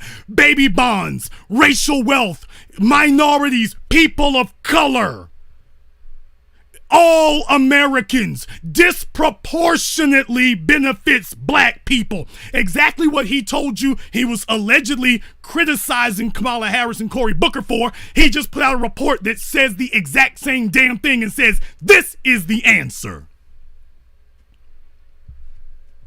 You're damn right. You ain't got a leg to stand on to criticize the majesty of Dr. Claud Anderson. A down-and-out bum-ass pretends to be an attorney who doesn't even have the law offices of Anonymous International. He doesn't have a phone number or an address, so if you want to hire him, you can't do it. He's such a keen legal mind that he's not involved in any litigation for reparations whatsoever. And then Hookjaw, whose credit report is so damn screwed up, it looks like the murder rap for Charles Manson. So you got two individuals who don't have enough economic viability to qualify for a payday loan, telling the rest of us what we don't need. These two economic failures of monumental proportions, who couldn't loan you $20 if you needed it, are trying to tell us what we need to be doing, and then when you go read their report, I'll be damned. If you can't see it clearly enough, I'll zoom in for you. There it is, right there in the middle. Am I making it up? Page number 4. You want unity with this? Is this what that Black unity? Is this the, well, sometimes they say some good stuff? Is this what you're referring to? Is this the, Jason, don't be divisive with this? This nigga is the economic Sheriff David Clark. This guy is the Sheriff David Clark of economics, people. And you think I'm going to co-sign this? You think I'm going along with this? You think I'm going to sit up here and try to play dumb and have cognitive dissonance with this? I'm not playing that game. I'm not playing that game.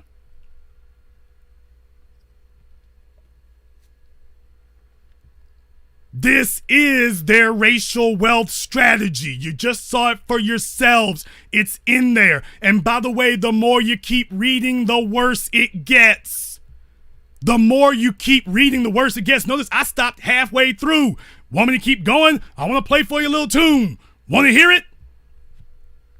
This could take the form of direct race-specific initiative like a dramatic reparations program tied to compensation for the legacies of slavery and Jim Crow, and or an initiative that addresses the perniciousness of wealth inequality for the entire American population, which could disproportionately benefit Black Americans due to their exceptionally low levels of wealth.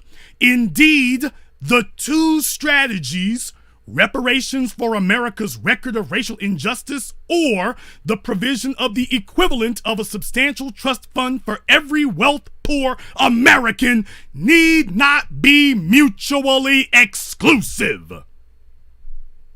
Now, is there anybody trying to say that Tone Talks and Yvette Carnell and ADOS are not trying to sell us the Democratic Pete Buttigieg, Kamala Harris, Cory Booker, Bernie Sanders bait and switch?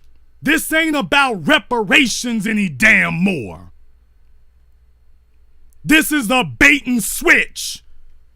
And I guess that this ignorant, illiterate baboon didn't figure that somebody would actually read the report he put out, or at least that he's trying to put his name on. Well, I read it. You see, you're too ignorant and illiterate, tongue-tied, to read H.R. 40 or the Civil Rights Act of 1866 or any other law for that matter. I didn't just read the laws, I read your report, and you figured that people wouldn't do it. You figured nobody would actually read it because it would be so banal and ignorant. I want you to understand, folks, this is it here. If you actually read this thing, it has got every single white liberal bait and switch code word in here.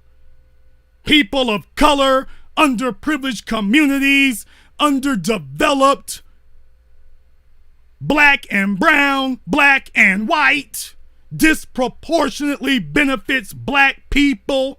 But he spent the last year trying to pass off the fraud that was what he was against, and every time we caught him doing it, he tried to pivot and say, oh, no, that's not really what I meant. Well, this is his report now. Would you all like to ask him, hey, dude, why are you using Kamala Harris's talking points?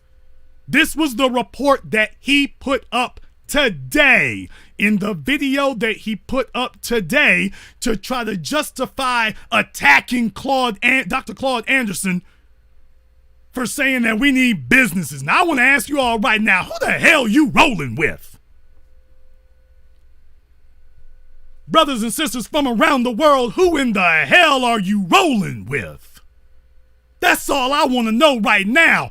I've just run down the resumes. Who the hell you gonna roll with? All I want to know is who's gonna ride for an elder warrior scholar like Dr. Claud Anderson, who has proven it. Or these two socioeconomic, monumental, historical failures.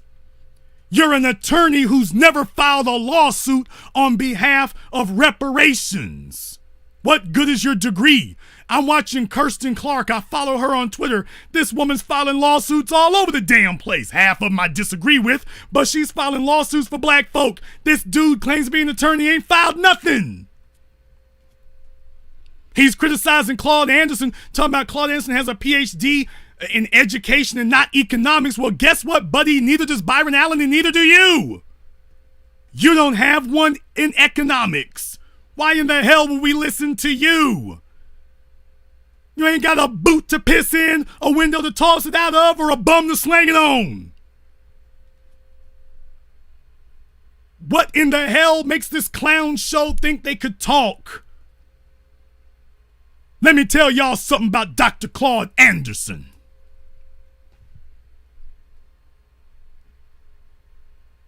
Seven years ago, when a young man wanted to come through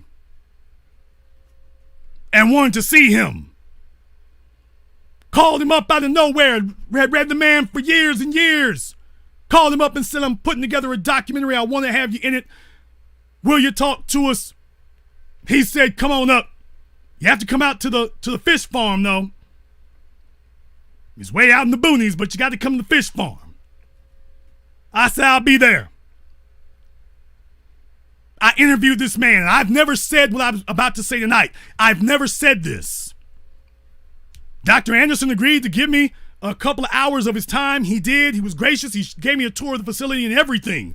But he was really kind of anxious to wrap up the interview at the end. In the middle of the interview, he wound up taking a phone call. He ignored the others. There was one phone call that he stopped and said, I got to take this. He took the phone call very quickly, hung up the phone and said, okay, we got a little bit of time. We got to wrap this up. When he finally did end the interview, because I could have talked to him forever, there was a man at the front door. I won't say who he was, but I will say that he was a high-ranking politician. And when the man came through the door, Dr. Anderson introduced me to this man. And the man told me, you're really good to be here. It's really great. Me and Dr. Anderson have been working on a lawsuit to get reparations. We've been working on that. These treaties that they have not been upholding for black folk. We've been working on that. This wasn't no guy who used to be a politician. He was still there. I never told you all this. When I filmed 7 a.m., this was somebody Dr. Anderson was already speaking with, already moving with, already getting things going with. Then, I'm not going to say who it was. I'm not going to say who it was. But this was a high-ranking politician that Dr. Anderson had been talking to, and to this day, I don't think publicly it's been disclosed to this day, but I was sitting there witnessing it. Why do I call him the real damn thing? 'Cause I witnessed it. I saw it for myself and I witnessed it. Dr. Claud Anderson has been on the case the whole damn time. Not somebody who just drops out of the damn ceiling one day because the Democrats parachuted them into town.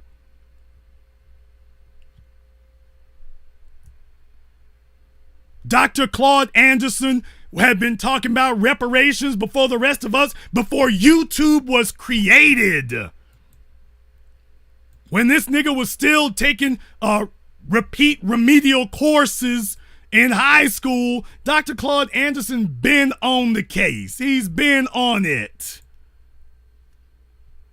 How the hell is somebody gonna sit up here and question this man's credentials when he been doing this summers and winters when most of us were still in middle school? And you're gonna try to come along now and pretend that this is a conversation that you started and you have standing? I would say that you have to earn the right to criticize Dr. Claud Anderson, because I looked at your credentials and his, and there's simply no comparison. But man, that would just be a joke of cosmic proportions. Dr. Claud Anderson has been on it and been about it.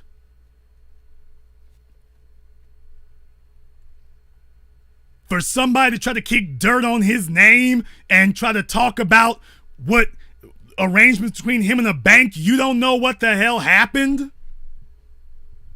This man was moving numbers that you will never be able to hope to do in your life while you're sleeping in your damn mama's basement, hook jaw.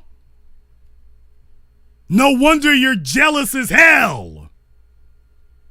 You're not just mad and hating, you're jealous. And I'm sick of having jealous people sitting around me and trying to co-sign that. I look for people who have produced. And you got two people here who couldn't qualify for a $5 blow pop loan. trying to criticize somebody. I'm sitting there at the place and I'm watching vehicles coming and going.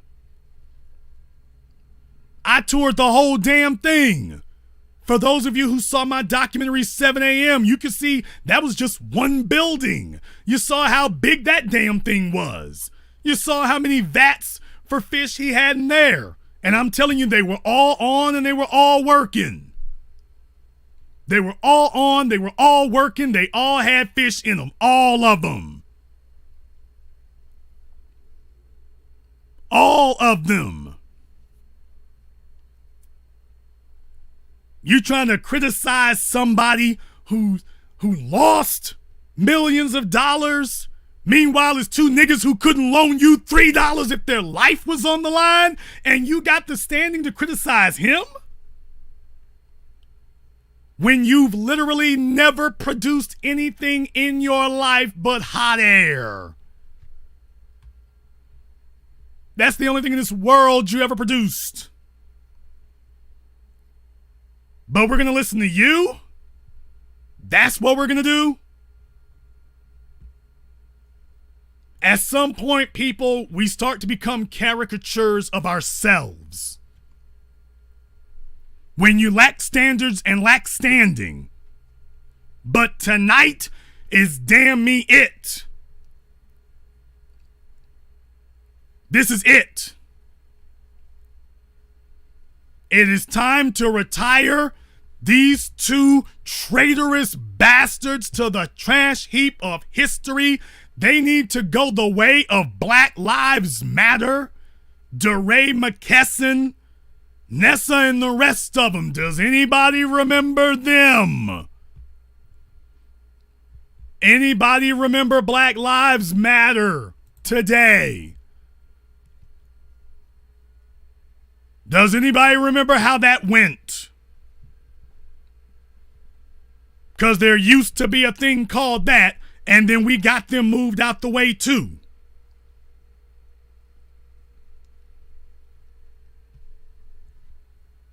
The Democrats are gonna keep trying to send flunkies our way. They're gonna keep trying to send operatives our way. I told you all this before. They're gonna try to dress up people in our clothing and tell you that these interlopers and infiltrators represent the people. And then when you watch what they do, you realize, oh hell, they're just selling us the Democrats' talking points. They just told us that they disagree and that the Democrats' talking points are wrong, and then they turned right around and sold you that which they claimed that they were against. No more playing dumb. I ain't got nothing else to say except if you want to sit up here and talk about it, let's go take a look at your report. You don't have to debate me. I won't debate you. But I will say one thing real quick right here. I will say one thing real quick. I couldn't help but notice that between Tongue-Tied, Yvette, and Byron Allen, 2/3 of the people in the room got a white woman in their mouths.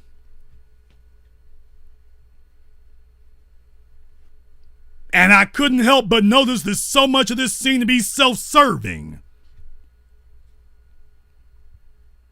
Because when it comes down to black folk who are doing this on their own, when it comes to black folk doing it on their own, the room looks a little different than it does with the other folks trying to build these universal coalitions. I ain't trying to build coalitions. So I couldn't help but notice that so many of these troublemakers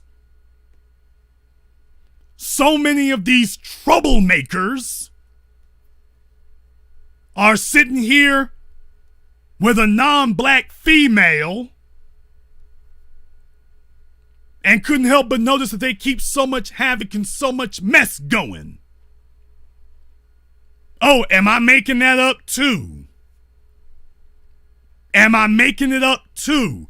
Read on your screens, people. If you support tongue-tied and Chevette, this is what you are supporting. This is from page 4. And if you're late just showing up here, what the hell you been doing? I've been reading their damn report tonight so you can see, by the way, this is what you're buying. Let me zoom in a little bit more so you can see this is what they are selling you. That after all these lies of telling people that this is about black and that the problem with Kamala Harris is she wasn't specifically speaking about black, and the problem with Cory Booker is he talking about indirectly, and then Sandy Darity, who they claim that Cory Booker got the baby bonds idea from. Surprise, surprise, Sandy Darity doesn't want anything to do with entrepreneurship. He's looking for government handouts, a government program, and oh yeah, he wants it to be for everybody. He wants it to be for everybody. This is what Tone Talks, Yvette, and their ADOS political organization is championing right here on your screen. This is the report that Tongue-Tied told us to go and take a look at. Well, I took your advice, Tongue-Tied. I'm sure you mad as hell about that right now, but I took your advice. I have no problem with it. I took your advice here. Let me go ahead and play it, because since you asked for it. Will close the racial wealth gap. Instead, we need policy that is transformative in imagination, such as racial reparations, baby bonds, or a federal jobs guarantee. Learn more by reading the full report today. Well, I read it.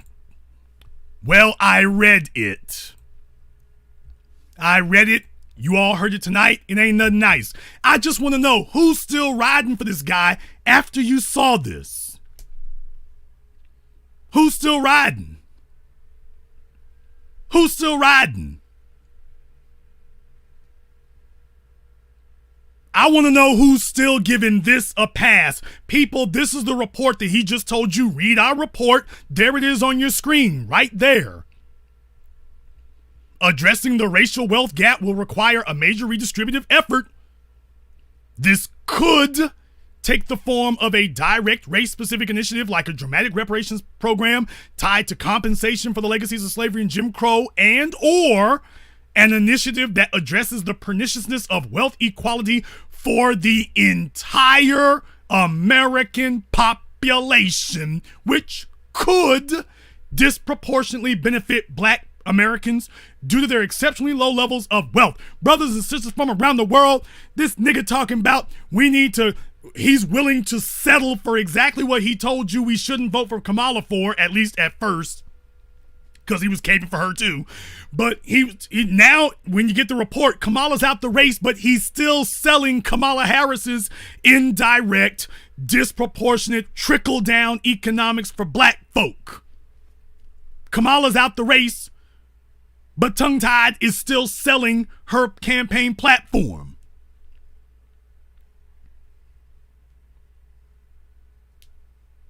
I want to know which of y'all is still falling for this. It could disproportionately benefit black people. It could. Now, which one are you going to bet your chips on, people? A federal job guarantee controlled by Donald Trump and Mitt Romney and Mike Pence. Oh yeah, and your white Democrats, Nancy Pelosi, Chuck Schumer, Joe Biden. So Tongue-Tied is telling us that we need to leave our fates up to the federal government. Don't worry, the federal government will take care of you. This is a nigga who ain't never took care of himself or provided above average lifestyle to a woman. She ain't got nothing to look forward to. Maybe that's why you're rolling with Yvette. You found a woman who ain't gonna expect nothing of you. Oh, I went there. I went there with roller skates. He finally found a woman who would tolerate his lack of productivity. You all saw what Dr. Claud Anderson has done in my documentary 7 a.m. That's what his woman has come to expect. This nigga is pipe dreaming. Do any of you really seriously believe that the federal government of the United States is going to create a federal jobs guarantee? Do you really believe that? With this nigga talking about black and Latino, or that they'll settle for something for all Americans. If I'm making this up, tell me what the better explanation is. He's literally made a video talking about it would be better if the federal government gives us a job guarantee. You all really think that's ever going to occur? Is that realistic? Or is this sitting in your mama's basement hitting the bong talk? This nigga's on the pipe, and him and Lockjaw are sitting around. Damn.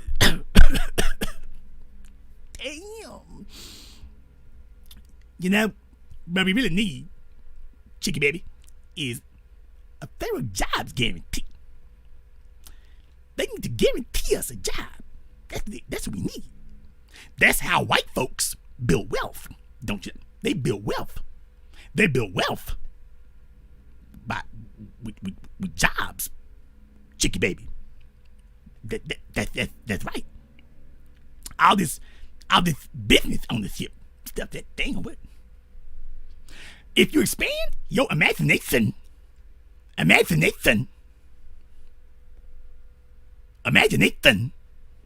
it'll work out. Antonio, open up the damn door. Oops, sorry. It's the landlord again. Be very, very quiet.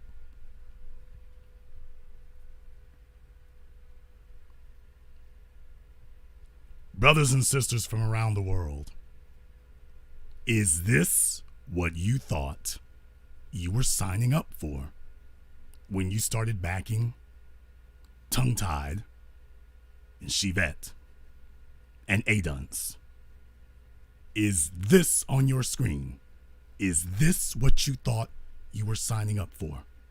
Because this is what they just put out today. This was from a video just posted today and said, here, go check out this report. They did this today. They did it today. Today. This is up-to-date information. And I want to ask you all, does this on your screen sound like a viable option? Or does Dr. Claud Anderson saying that we need to unite and build a black economy? Which one of those sounds more sensible to you? Now, the problem is with so many incarcerated black people, prison babble actually will suffice or substitute for actual logical thought. There are a bunch of people with jailbird babble and marijuana bong babble who will sit here and say that what you see on your screen is actually feasible. And I'm just asking you all a question. It doesn't matter whether you think I'm a good guy, a bad guy, whether you think I'm caustic, whether you hate that I say bastard baby makers, hoes, sluts, single mammies. It doesn't matter if you agree or disagree with any of that. I'm asking you one question. For those of you who support ADOS, and I'm talking about Tongue-Tied and Chivette, for those of you who support them, after you've read what's on this screen, is this on your screen what you thought you were supporting? Is this what you signed up for? Because up until now, we have been told that no, that is not it. Up until now, we were told that all of that indirect talk, the Breakfast Club interview with Kamala Harris and Cory Booker and Bernie Sanders, oh, you can't go with that. Remember? We were told you can't do that. We were told that's no good. We were told that's what they were saying then. Now, we get just a few months down the line, and all of a sudden, all the things that they claimed that they were not doing that they didn't stand for, that they didn't approve, that they claimed they were against, now they're telling everybody, oh yeah, we need to look out for all Americans. Reparations is okay, but we will settle for something that helps all Americans, even if it disproportionately benefits black people. We'll take that too.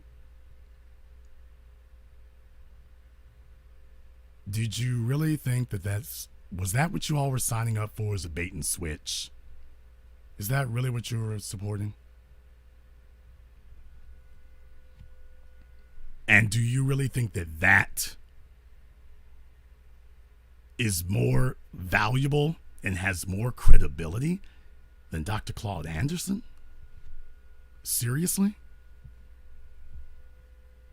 Dr. Claud Anderson can teach you how to qualify for $1 million loan. Dr. Claud Anderson can teach you that. These folk on this screen, none of them could qualify for that if their lives were all of them put together could not qualify for as much money as Dr. Claud Anderson could by himself. And these two couldn't qualify for anything, period.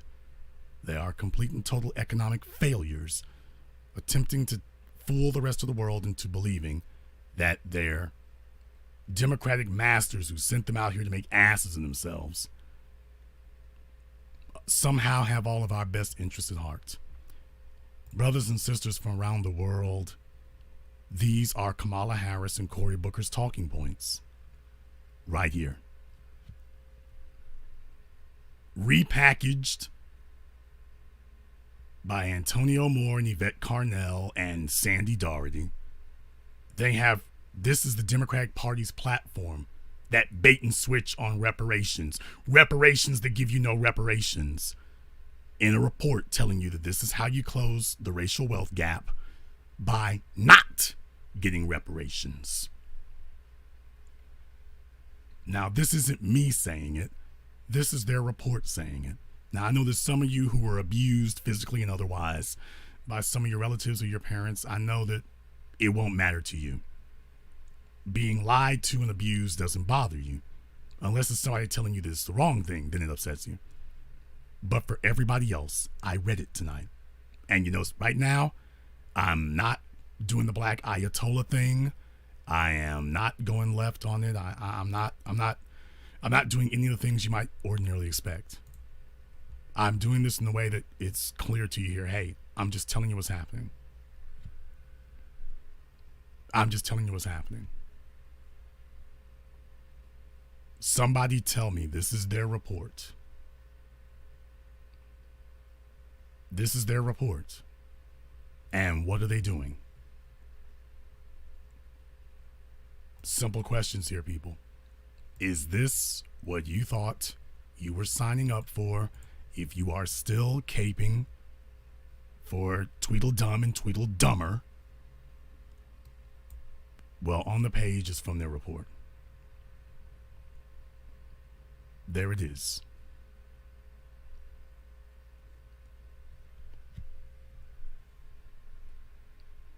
We did Malcolm and Martin and Medgar and Marcus Garvey. We did them horrible, horrible disservice by not riding for them. Because in black society, there's a faction of people who are so used to being lied to that they'll even jump up in this chat room tonight, and even after seeing all this, Jason, you wrong, Jason, you trash. These people are sitting here handing you Kamala Harris talking points. You came to ADOS claiming that you were against those talking points. I'm showing you where this is what they're offering you. You're wrong for that. And this is the moment. I need everybody within the sound of my voice. This is the moment. This is the time. This is the calling. This is the challenge of our generation. When I told you a decade ago that we have to thin the herd, that the people who walked into 2017 with us might not walk into 2018, and the people who walked into 2018 might not walk into 2019, and the people who walked into 2019 ain't gonna walk into 2020. And this is it. So right now we are going to distinguish. You're right, Jason, you're being divisive. You damn right, I am here to divide. I did not come to bring peace. I'm not here to watch black people suffer peacefully. I came to bring conflict. I have come to bring war against white supremacist puppets trying to pass off a fraud. And I'm calling each and every one of you to lift up your swords and ride with me. If we don't ride for Dr. Claud Anderson, then who in the hell do we ride for? If we aren't going to sit up here and go at it for Dr. Anderson, who the hell we going to do it for? Skip Gates? Sandy Darity? Michael Eric Dyson? Cornel West? Obama? If we ain't gonna ride for a real one like Dr. Anderson, then let me say this in no uncertain terms. If we refuse to defend Dr. Claud Anderson, then we do not deserve to be free. Let me say that in no uncertain terms. If we refuse to ride for Dr. Claud Anderson, we don't deserve freedom. We don't deserve it. We don't. Our parents and grandparents, our grandparents dropped the damn ball and didn't ride for Marcus Garvey. They didn't ride for him. Your parents didn't ride for Malcolm, didn't ride for Martin, didn't ride for Medgar, didn't ride for Huey, didn't ride for Fred Hampton. Now in our generation, understand something. For the previous generations, refusing to ride for the real ones cost you. It cost you convenience. But if we refuse to ride, it will cost us our lives. The stakes and the consequences for us are far different than they were for previous generations. If we don't ride, we die. People, y'all have heard me mention some folk that I never mentioned again. I stay solid for Dr. Anderson. Because Dr. Anderson's the real thing. And when I see two frauds who have been pumped up and propped up by the white supremacist establishment to attempt to do what we predicted would happen, to attempt to hijack the agenda and tell black people, yeah, we need reparations. That's right, reparations. That's right, ADOS. That's right, reparations, right. And reparations is a government job. Huh? Yeah, reparations is a guaranteed government job. How many times has the federal government guaranteed us jobs before? No, we need some stuff that we own. We need something that we own. Entrepreneurship worked out for every damn body else. Dr. Claud Anderson's message works. I got people every week who call up and tell you that it works. Are we going to listen to two failures, or are we going to listen to a bona fide success? And if we forsake Dr. Anderson, anybody talking about they support these two ass clowns over Dr. Anderson, I just want you all to tell me what should be the consequences for disrespecting a legitimate icon. And the answer to that question is going to determine if you deserve survival. I don't know about the rest of you, but I'm riding. I don't know about the rest of you, but I'm putting it all on the line. I don't know about the rest of you, but I'm drawing the line here. I'm drawing the line here. You sit up here and talk about the 300 and Braveheart and whatnot. We need the Zulu. And the first thing that you do is what Shaka did, you clean house on the inside. You've got frauds and chameleons and double agents. And so when you see someone like a Dr. Francis Cress Welsing being attacked, you're supposed to call the banners. You're supposed to rally the troops. You're supposed to ride. And you're supposed to make an example of whoever attempted to assault you, because these are your icons. People, let me be very clear about this. These are your icons.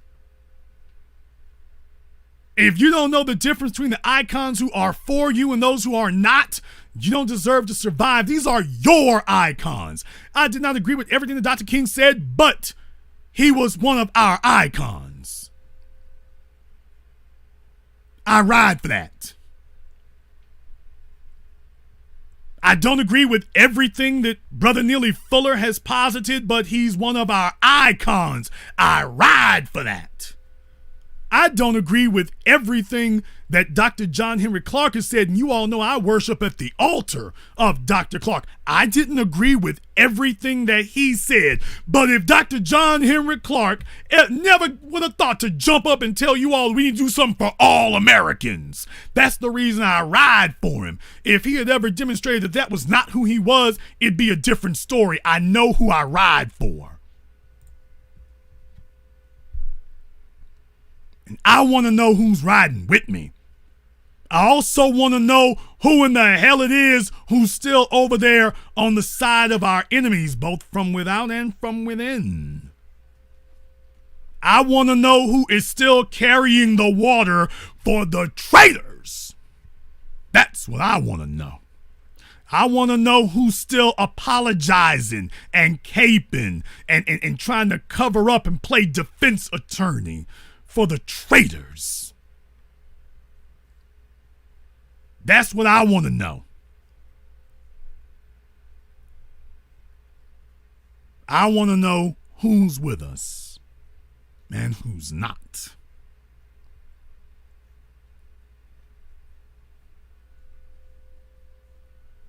Now, who's with me?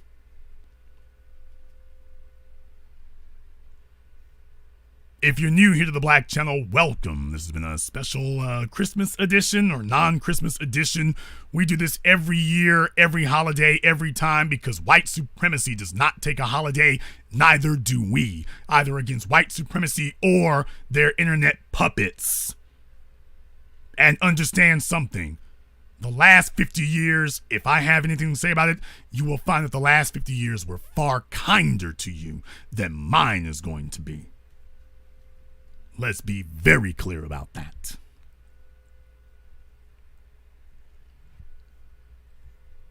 If you are new here to the Black Channel, click the subscribe button. Click the yellow notification bell so that you can join us every week, every time. If you're not a member of my Facebook group, the official Jason Black group, you want to go there and you want to join, be a part of that. Some of you who had your signed copies of 7 a.m., I'm going to be getting those out to you as well. Please have a little bit of patience.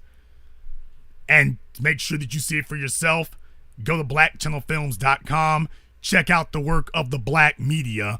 We're not economic failures. If you want to be empowered, you have a choice. Those who say, you need to go kiss ass and beg the white federal government to put you in this predicament. Oh yeah, and if they do offer you trickle down, well, it'll indirectly help you. You can choose them or you can choose us, but you will choose. Now who's with me?